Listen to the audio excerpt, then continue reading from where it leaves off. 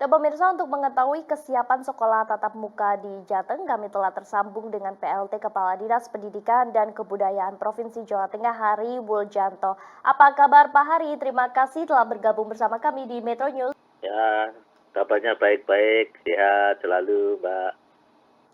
Pak Hari, apa saja ini kesiapan dari Dinas Pak terkait dengan persiapan sekolah tatap muka?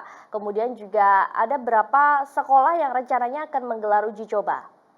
Ya, pertama saya ingin menyapa pada pendengar sekalian, pendengar Metro sekalian.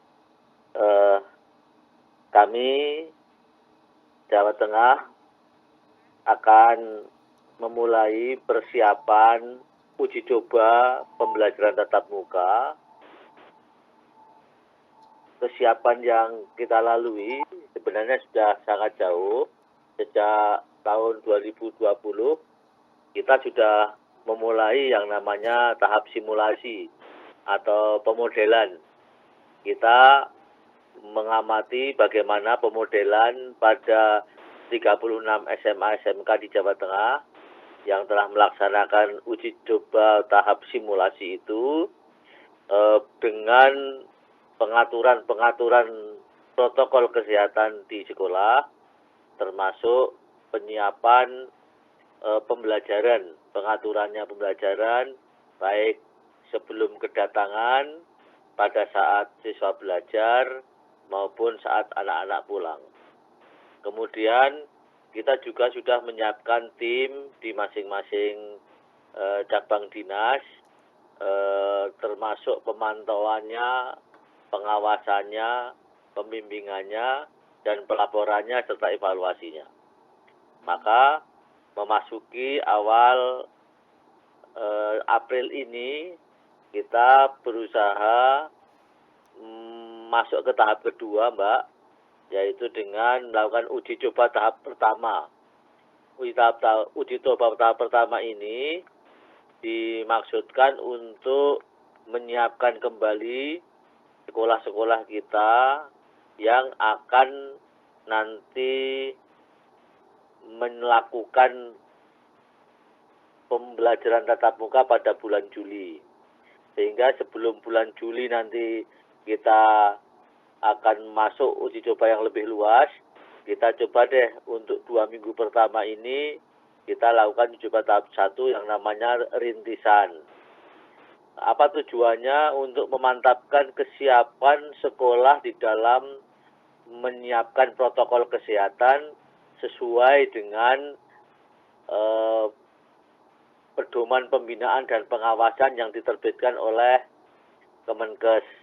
Memang di dalam protokol kesehatan yang diterbitkan oleh Kemenkes itu sangat detail.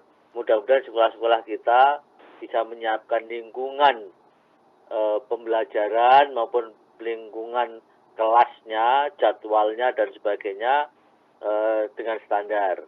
Baik. Sehingga adaptasi pendidikan dengan kesehatan masyarakat itu kita harus siapkan betul-betul kesiapannya. Ada beberapa kita siapkan pada tahap awal ini. Kemarin ada 35 SMP, 35 SMA, 35 SMK, dan 35 MA. Total 140. Tapi kemarin kami matur Pak Gubernur, apakah MTS diizinkan untuk juga simulasi untuk uji coba ini tahap pertama. Sepertinya MTS diizinkan, sehingga nanti kalau hari ini Pak Gubernur menyetujui untuk MTS, maka SMP, MTS, SMA, MA, dan SMK bisa mulai melakukan uji coba mulai tanggal 5 sampai 16 April 2021 gitu. Baik. Pak Hari, tadi Bapak katakan bahwa ada 140 sekolah yang kemudian akan melakukan tahap uji coba ini dari tingkatan SMP, kemudian SMK, SMA, SMK sederajat begitu. Untuk tingkatan seperti SD sendiri, apakah memang belum akan dilakukan uji cobanya atau bagaimana Pak? Ya, SD, MI, PAUD, SDLB, SMPLB, dan SMALB menunggu hasil evaluasi yang akan kita lakukan ini uji coba 1-2 ini. Karena kita ada juga keberatan-keberatan dari para ahli organisasi profesi yang mengatakan tingkat PAUD dan SD ini memiliki kerentanan yang cukup tinggi. Maka meskipun ada keinginan-keinginan dari masyarakat untuk segera membuka SD, Pak Gubernur berkali-kali menyampaikan intinya adalah jangan gerusa-gerusu, jangan terburu-buru, persiapan pembelajaran tatap muka harus dilakukan dengan hati-hati, dengan evaluasi yang ketat, supaya kita tidak menjadi klaster pendidikan. Baik. Maka sambil kita menyiapkan yang kelas-kelas besar, SMA, MA, SMK, dan kelas yang menengah, SMP, kita ingin evaluasi, dan nanti kalau memang direkomendasikan kita akan lihat kapan SD dan TK ini dimulai tatap mukanya. Baik, Pak Hari, untuk lebih detailnya, selain penerapan protokol kesehatan yang kemudian diperketat, dimaksimalkan, untuk sistem uji coba sekolah tatap muka ini sendiri akan menggunakan sistem yang seperti apa? Apakah kapasitasnya dibagi, kemudian jadwal masuknya dibagi, atau bagaimana? Oke, baik. Kami sudah punya pengalaman pada saat simulasi pembelajaran tatap muka. Bulan September, Oktober, November tahun 2020. Jadi pada tahap awal masuk, itu jumlah siswa per sekolah sekitar 70 sampai 110 anak tahap awal. Nanti kalau evaluasinya bagus, bisa ditambah lagi.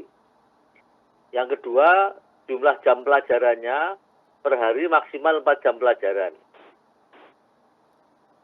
1 jam pelajarannya maksimal 30 menit tanpa istirahat. Pengaturan jarak tempat duduk 1,5 meter, dan prioritas mapel praktek pada sekolah-sekolah kejuruan. Sekolah bisa melakukan pola bergantian shift, mungkin pagi dan siang, dan tetap mengkombinasikan antara pembelajaran tatap muka dengan pembelajaran daring. Artinya kita akan melakukan uji coba selama 2 minggu, kemudian dievaluasi 1 minggu. Kalau evaluasinya bagus, tidak ada kasus, dan anak-anak baik-baik saja, dicek kesehatannya tidak ada masalah, maka nanti mungkin setelah evaluasi 1 minggu, minggu berikutnya, 2 minggu berikutnya, kita bisa kembangkan lagi apakah penambahan anak dalam satu sekolah atau penambahan jumlah siswa atau jumlah sekolah yang akan mengikuti coba. Nanti kita akan lihat, dan ini pola pelaporannya kami sudah menyiapkan pola pelaporan harian. Baik. Tiap hari gitu. Baik, Pak Hari, kalau dari segi SDM kita tahu bahwa untuk golongan guru sendiri masih terus dikebut untuk vaksinasi agar dapat mengejar persiapan dari sekolah tatap muka ini. Namun kalau dari sisi siswa, apakah nantinya akan ada rapid test antigen yang dilakukan terhadap siswa? Karena kita tahu untuk di bawah 18 tahun ini belum mendapatkan vaksin begitu. Ya, kami kemarin sudah koordinasi sama Pak Gubernur dengan Pak Kadinkes. Yang pertama sebetulnya yang diutamakan itu protokol kesehatan. Maka penegakan protokol kesehatan itu sangat penting. Bagaimana semua orang di sekolah itu menjaga protokol kesehatannya. Pakai masker, cuci tangan, pakai sabun, kemudian jaga jarak, mengurangi mobilitas, menjauhi kerumunan dan sebagainya, itu sebenarnya itu utama. Tapi kemudian dari Pak Kadines kita minta atau diberi untuk guru-guru pada sekolah-sekolah itu akan diprioritaskan vaksinasinya. Kemudian anak-anak itu kan belum ada vaksinnya, maka kita mungkin yang yang penting tiap hari adalah dicek pakai termogan kesehatannya. Sedangkan kalau anak-anak itu sebenarnya kan daya tahannya kan juga masih kuat. Jadi untuk rapid antigen itu yang dilakukan pada sekolah-sekolah berasrama. Kemarin kami sudah lakukan yang pada sekolah berasrama, masuk asrama. Tapi kalau anak-anak yang harian itu lebih banyak ke penekanan pada protokol kesehatan dan pengecekan suhu tubuh pada waktu mereka masuk sekolah. Sebelumnya, kita sudah minta kepada sekolah, siswa-siswa, guru-guru harus dilakukan pemetaan. Pemetaan terhadap kesiapan kesehatan mereka. Kalau mereka punya komorbid, lebih baik tidak ikut uji coba ini dulu. Kemudian transportasinya yang tidak bisa pribadi atau diantar atau berjalan kaki, sepeda, lebih baik daripada umum, berisiko, juga tidak usah masuk dulu. Artinya tetap melanjutkan PJJ gitu. Baik, Pak Hari, ada sejumlah pihak yang kemudian menyarankan untuk penggunaan Ginos C19 dengan metode nafas yang dimasukkan ke dalam kantung, kemudian itu juga menjadi cara rapid test yang cukup cepat, hasilnya juga dan dari segi biaya itu kan cukup lebih murah begitu dibandingkan dengan rapid test antigen. Apakah ini akan kemudian dipertimbangkan untuk siswa yang akan melakukan uji coba maupun nantinya ketika berjalan sekolah tatap muka? Ya.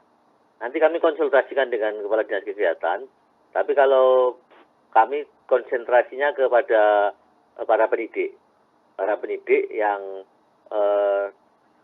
tidak mulai komorbid. Baik. Kalau siswa, nanti juga kami konsultasikan dengan Kadinkes, karena hubungannya jumlah siswa yang banyak.